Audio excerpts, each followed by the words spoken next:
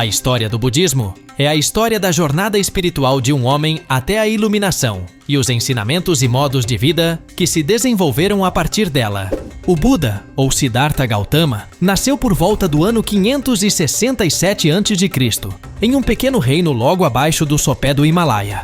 Disse que 12 anos antes de seu nascimento, os Brahmanes profetizaram que ele se tornaria um monarca universal ou um grande sábio. Para evitar que ele se tornasse um asceta, seu pai o manteve dentro dos limites do palácio. Gautama cresceu em um luxo principesco, protegido do mundo exterior, entretido por moças dançantes, instruído por Brahmanes e treinado em arco e flecha, esgrima, luta livre, natação e corrida. Quando atingiu a maioridade, casou-se com Gopa, que lhe deu um filho. Gautama, ou o Buda, tinha, como poderíamos dizer hoje, tudo na vida. E, no entanto, isso não era suficiente. Algo tão persistente quanto sua própria sombra o atraiu para o mundo além dos muros do castelo. Lá, nas ruas de Kapilavastu, ele encontrou 3 coisas simples: um homem doente, um velho e um cadáver que estava sendo carregado para o local de queima. Nada em sua vida de conforto o havia preparado para essa experiência. Quando estava voltando para o palácio, passou por um asceta errante que caminhava pacificamente pela estrada, vestindo uma túnica e carregando a tigela de um sadhu. Ele então resolveu deixar o palácio em busca da resposta para o problema do sofrimento.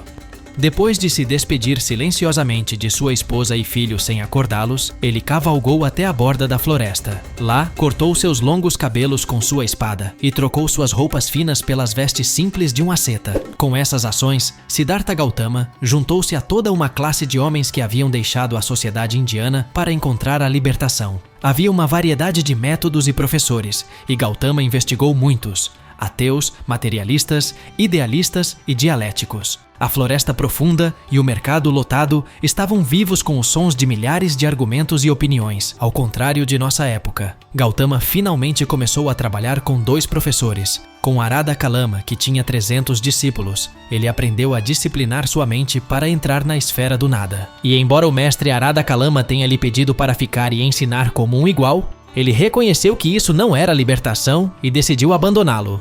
Gautama então aprendeu com Udraka Ramaputra como entrar na concentração da mente, que não é nem consciência nem inconsciência. Mas isso também não era liberação. E Gautama deixou seu segundo professor.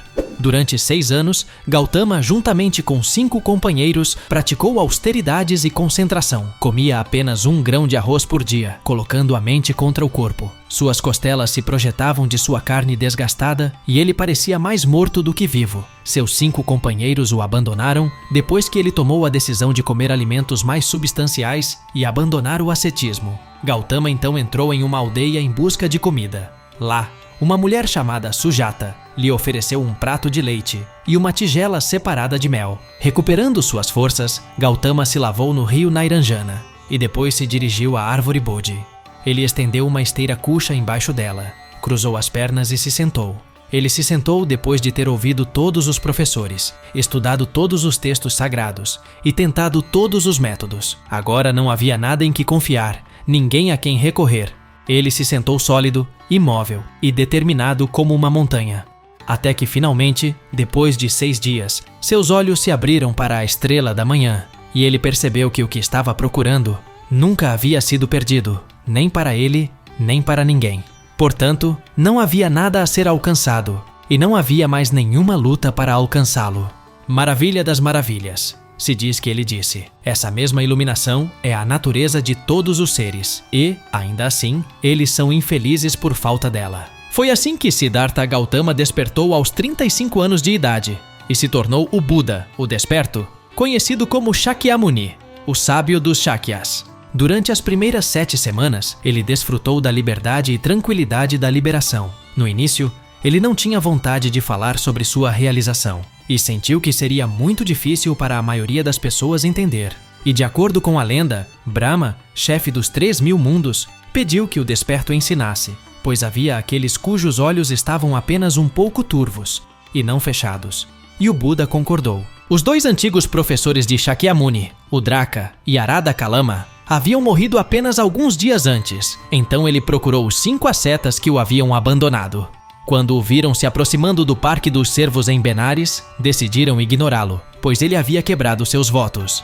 Entretanto, encontraram algo tão radiante em sua presença que se levantaram, prepararam um assento, lavaram os pés e ouviram suas palavras. A primeira nobre verdade do Buda afirma que toda a vida, toda a existência, é caracterizada por dukkha, a palavra em sânscrito para sofrimento, dor e insatisfação. Até mesmo os momentos de felicidade tendem a se transformar em dor quando nos apegamos a eles. Ou, depois de passarem pela memória, distorcem o presente quando a mente faz uma tentativa inevitável e desesperada de recriar o passado. O ensinamento de Buda baseia-se na percepção direta da natureza da existência. Dukkha é nobre e é a verdade. É um alicerce, um trampolim, que deve ser totalmente compreendido, não deve ser iludido ou explicado. A experiência de dukkha, o funcionamento da mente, leva à segunda nobre verdade, a origem do sofrimento, tradicionalmente descrita como anseio, sede de prazer, mas também, e mais fundamentalmente, sede de existência contínua, bem como de não existência. O exame da natureza dessa sede leva ao cerne da segunda nobre verdade, a ideia do eu, com todos os seus desejos, esperanças e medos. E é somente quando esse eu é compreendido e visto como insubstancial que a terceira nobre verdade, a cessação do sofrimento, é alcançada.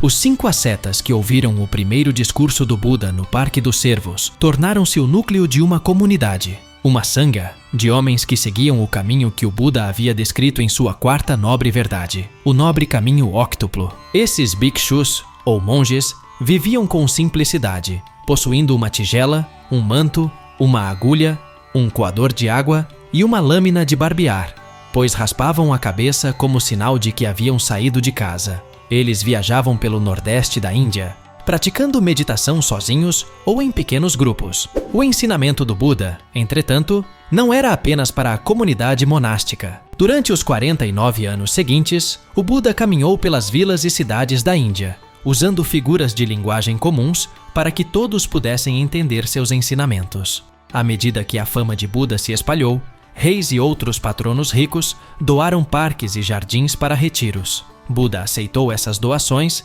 mas continuou a viver como sempre viveu, como um sadhu errante, mendigando por sua própria comida e passando seus dias em meditação. Só que agora havia uma diferença. Quase todos os dias, após a refeição do meio-dia, o Buda ensinava. Buda morreu na cidade de Kushinagara, aos 80 anos. Alguns dos monges reunidos estavam desanimados, mas o Buda, deitado de lado com a cabeça apoiada na mão direita, lembrou-os de que tudo é transitório e aconselhou-os a se refugiarem em si mesmos, no Dharma, o ensinamento. Ele pediu que fizessem perguntas pela última vez. Não houve nenhuma. Então, ele disse suas últimas palavras. I remind you that all conditioned things are of the nature to decline and cease. Free of heedlessness, develop yourselves and benefit others to the utmost. Disse que na primeira estação chuvosa, após o parinirvana do Buda, 500 anciãos se reuniram em uma caverna na montanha perto de Rajagriha, onde realizaram o primeiro conselho. Ananda, que havia sido assistente do Buda, repetiu todos os discursos ou sutras que havia ouvido, e o Pali recitou as 250 regras monásticas, o Vinaya, enquanto o Mahakashyapa recitou o Abhidharma, o compêndio de psicologia e metafísica budista. Essas 3 coleções, que foram escritas em folhas de palmeira alguns séculos depois, tornaram-se a base de todas as versões posteriores do cânone budista. E essa tem sido a história de Siddhartha Gautama, ou Buda. Inscreva-se para apoiar o canal e espero vê-lo no vídeo da próxima semana.